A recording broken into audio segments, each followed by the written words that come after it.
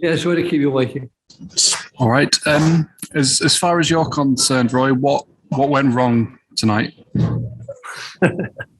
Well, we lost for a start. That's probably the most important thing that went wrong. We were hoping to build on the good result at the weekend at home in another game. But unfortunately, we didn't. We were punished, I thought, quite heavily for the few defensive mistakes we made in and around our box. I don't honestly believe it was a 4-1 game. I don't think that at 2-1, with us still trying our best to get back into the game, it looked as though we were going to lose it 4-1. But unfortunately, these things do happen. We tried our best for an equaliser, and during the second half, passed the ball around reasonably well. But the game's about goals. And when they got the ball in and around our penalty area, without creating lots and lots of chances, they scored 4 of the chances they created.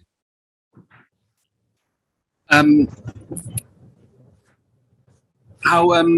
saw Joshua King go off with that. It looked like a back injury. Was that just a precaution, or is that something that you're a bit more worried about? Well, I don't know. We'll have to see tomorrow. He took a knock in our last training session, unfortunately, so this exacerbated the problem for him. But it was the right time to make a change, I thought. Cucho Hernandez has been someone we've had an eye on in training. We of course, Ray and I don't know him that well because we've not seen that much of him. We've only had a month to work with him in training. We wanted maybe to see what he could do. So with Josh perhaps not being in 100% fine form, it was a good decision, we thought, to take Josh off and give Cucho his chance. In the same way, we took Tom Cleverley off, who'd done well for us, but it's second game in 3 days. He worked very hard. We thought this was a chance for Edo Kayembe to show what he could do. How much did conceding that second right before half-time affect the mood of your players before the second half?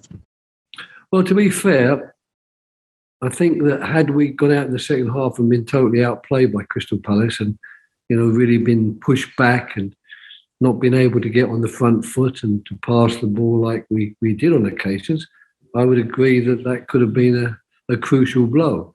But I think the way the players got over that 2-1 and came out in the second half and really tried to play. We certainly weren't inferior in terms of our build-up play between the two penalty boxes. The major difference tonight was what Palace did when they got the ball in and around our penalty area and what we did when we got the ball in and around their penalty area. And unfortunately, that's the difference between a team that's going well and is heading towards the top of the table and a team that's trying to get out of the bottom 3. Thanks. Ryan, that'll do. Thanks, Ryan. Mike, before we move to Mike, if there's any other hands, I did ask before, it does help rather than guessing who wants to ask a question. So I'm going to go to Mike now, and then I'm looking for other hands. Thank you. Roy, that's 7 home defeats in a row for Watford. Obviously, you weren't here for the first 5 of them. No, I got 2. Realistically, how can Watford expect to stay up if they're losing games at home without making this place a fortress? Yes, I mean, I understand where you're coming from. Of course, I don't have an answer to that. You don't make a place a fortress because you come into a new club, start working with the players, and you dream of building a fortress. That's not the way it goes. The players we have got to do well enough in the games that we've got left to try and make Vicarage Road a fortress.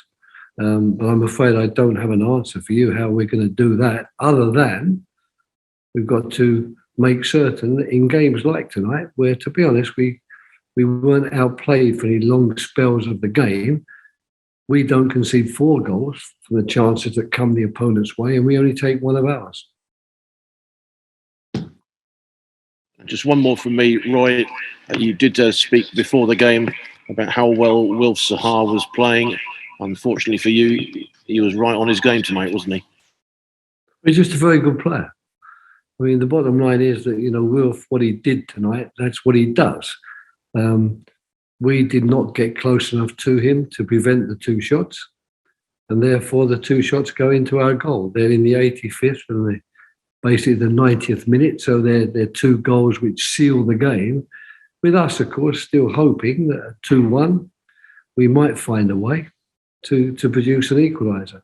So it wasn't as if we lost the game 4-1 with them totally outplaying us throughout the 85 minutes and scoring 4 goals against us. It was really a question of us being punished at the end by a very good player who found himself in 2 goal-scoring positions and took the 2 goal chances. So I know what Wilf can do.